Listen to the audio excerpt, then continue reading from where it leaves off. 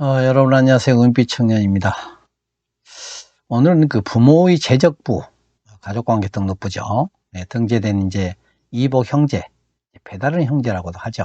아버지는 같은데 어머니가 다른 경우. 이런 경우에 종종 상속권으로 인해서 다툼이 발생하는 경우가 있죠. 그래서 오늘은 그 부분에 대한 얘기를 해보고자 합니다. 다만, 이 영상은 그러한 법률 관계, 또 유사 판례가 있다는 정보를 공유하기 위함이므로 반드시 그런 문제에 대해서는 법률 전문가의 도움을 받으시기 바랍니다. 이런 경우죠. 그러니까 부모 재적부상에 이제 정상적인 혼인을 해서 어머니, 아버지의 자녀들이 있는데 아마 이제 아버지가 이제 능력이 좀 있으셨던가 봐요. 그래서 이제 잠시 한눈을 파는 사이에 또 다른 자식을 얻게 되었죠. 그래서 고민하다가 그냥 어머니 몰래 가족관계 등록부에 옛날에 이제 호적부죠, 호적부. 호적 등본에 이제 입적을 시킨 거죠. 그래서 이제 뭐 그냥 유야무야 넘어가고 있는데 어느 날 어머님이 이 사실을 알아버렸어요. 아차, 이게 이제 큰일이죠. 그래서 여보, 이러이러한 딸인데 나는 이러한 딸을 낳은 적이 없는데 왜 여기에 이런 그 등재가 돼 있냐라고 하니까 아버지는 이때 이제 할 수 없죠. 오른손이 이제 머리 뒤쪽으로 갈 수밖에 없죠. 그러면서 이제 위야무야 그냥 얼버무리고 넘어가서 어머니도 이제 못 이긴 척 쳐준 경우가 있죠. 그래서 이렇게 넘어갔는데 난 이제 이런 경우에 실제 이제 어머니나 아버지가 내 자식이 아니라는 것을 확인하기 위해서는 우리 법이 규정하고 있는 친생 부인의 소를 제기할 수가 있습니다. 그래서 그 친생 부인의 소는 민법 제847조가 규정을 하고 있는데요. 또 이제 이 사실을 안 날로부터 2년 내에만 제기를 할 수가 있습니다. 그래서 어찌 하다 보면 또 2년이 지나가 버린 경우가 있죠. 그런 경우는 친생 부인의 소를 제기할 수가 없습니다. 자, 그런데 이러한 이제 친생 부인 관계는 이제 당사자 간의 문제인데 어머니, 아버지가 이제 다 돌아가시고 나니까 유사한 이제 상속 문제가 발생할 수 있죠. 자, 이런 경우에 이제 그 본처소생이라 그러죠. 본처소생과 이제 이복 형제 간에 그래, 아버지는 너도 아버지니까 아버지 유산에 대해서는 우리가 법적으로 공동 상속을 하자. 그래서 똑같이 이제 분배하는 걸로 잘 해결이 됐는데 이제 어머니 이제 유산에 대해서는 이제 달라진 거죠. 그러니까 어머니 유산은 너는 너희 어머니가 있지 않냐. 아버지야 뭐 어차피 같은 아버지니까 아버지 재산은 뭐 너도 상속권이 있다라고 하지만 어머니 재산에 대해서는 상속권을 포기해라. 라고 하니까 이제 이복달이 무슨 소리냐. 나도 어머니 법적인 자식인데 왜 상속권을 포기하라고 하느냐. 이런 이제 다툼이 발생할 수 있겠죠. 이런 경우에 이제 친생자 존부 확인의소를 제기할 수 있다라고 해서 민법 제265조가 이제 규정을 하고 있습니다. 자, 이러한 혈연 관계를 이제 이해하기 위해서는 먼저 이제 남편의 친생자 추정에 관한 규정, 민법 제844조가 규정을 하고 있죠.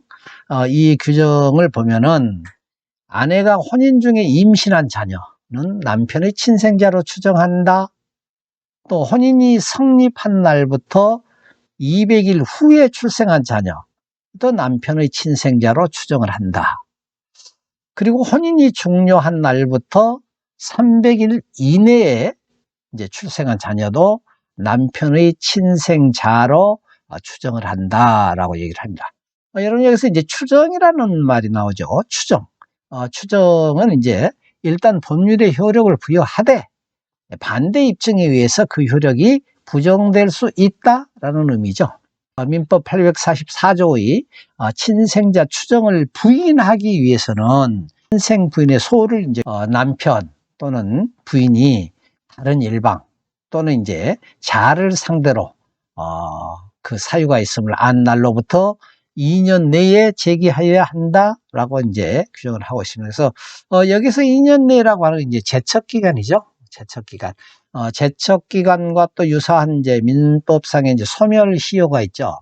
소멸시효와 제척 기간은 일정 기간이 지나면은 그 법률의 효력을 소멸시키는 것은 공통적입니다. 그러나 소멸시효는 중단 사유가 있죠. 그래서 중단시킬 수 있으나 제척기간은 중단 사유가 없어요. 그래서 2년이 지나면은 이 소를 제기할 수 없게 돼버리는 것이죠. 그래서 이제 판례도 그렇게 이제 판결을 하고 있습니다. 자의 친생을 부인하려면 민법 제847조 제1항의 규정에 의하여 확정 판결을 받는 도리밖에 없으며 이렇게 얘기했죠. 그래서 부모가 사실상 이혼하여 여러 해에 걸쳐 별거 생활을 했다 하더라도 이 추정은 번복되지 않는다라는 부분의 일관된 이제 판례 입장이죠.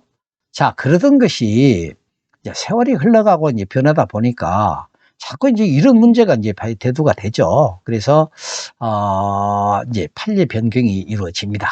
처가 가출하여 부와 별거한 지 약 2년 2개월 후에 자를 출산하였다면 이에는 동조의 추정이 미치지 아니한다. 여기서 동조는 뭔가요? 민법 제844조 남편의 친생자로 추정한다.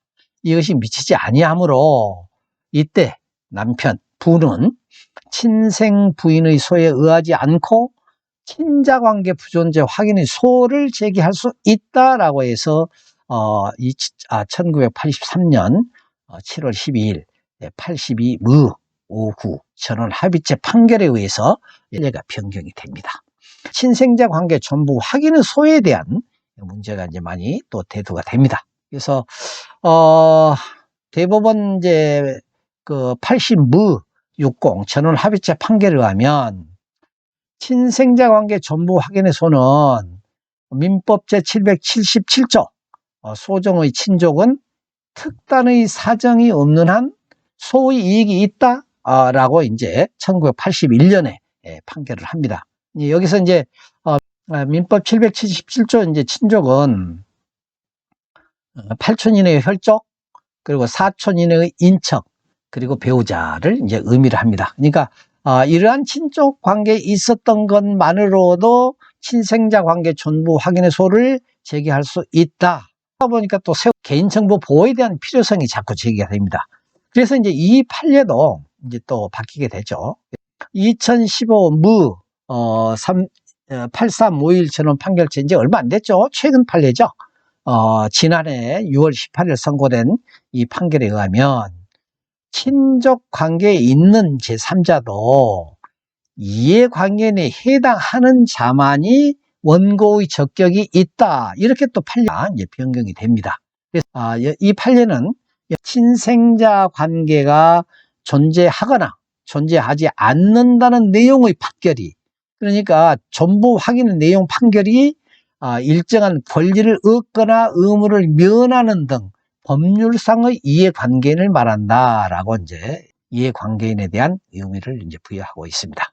정리를 해보면 이제 친생자 관계로 인한 이제 법률 관계 그 소를 제기하는 것은 크게 친생 부인의 소와 친생자 전부 확인의 소로 이렇게 구별을 할 수가 있는데 친생 부인의 소는 이제 신분에 관한 문제죠. 그래서 그 당사자 남편이나 이제 부인 그리고 그 자식 간에 제기할 수 있는 소인데 2년이 벗어지면은 이 친생 부인의 소를 제기할 수 없었으나 이제 새로운 그 판례에 의해서 일정한 경우 그러니까 즉 친생자 추정의 효가 미치지 않은 경우에 그 아버지도 친생 부인의 소가 아닌 친생자 관계 전부 확인의 소를 제기할 수 있다라고 얘기를 하고 있고 또 이제 친생자 전부 확인의 소 예전에는 민법 777조가 규정하는 친족은 누구나 소를 제기할 수 있었으나 이제 새로운 판례는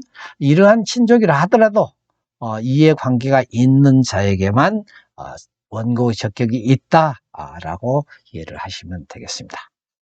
자, 오늘 영상 여기까지고요. 조금이라도 도움이 되셨다면 좋아요, 구독해 주시면은 영상 제작에 많은 도움이 되겠습니다. 감사합니다.